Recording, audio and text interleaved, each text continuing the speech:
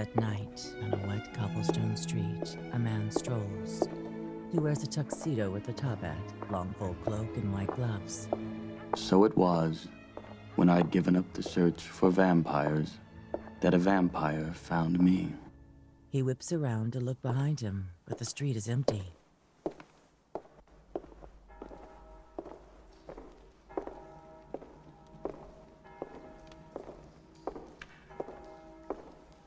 He passes under a bridge.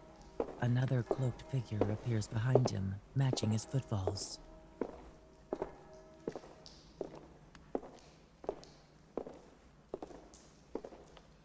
He turns toward the other figure, and each whips their cloak back, tense.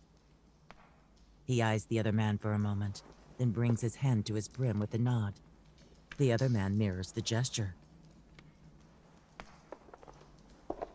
He steps toward the other man, again seeing his gestures mirrored. The other man copies every movement, a small bemused smile on his lips, fingers folding in front of them, turning to the side, shrugging his open hands up. The other man continues his hand upward into a ballerina pose, moving daintily on his toes to the side of the underpass.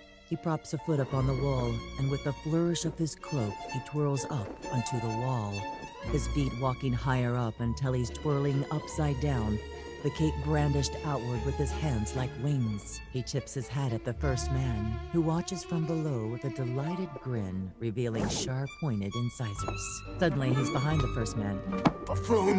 knocks his hat off and smacks his face. Santiago! The first man lifts him by the collar, and the other man continues floating up.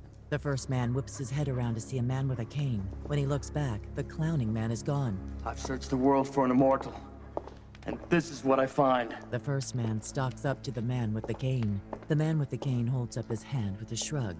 His dark eyes stare intensely at the first man. With a sharp blick, he retrieves a card from his vest and offers it to the first man.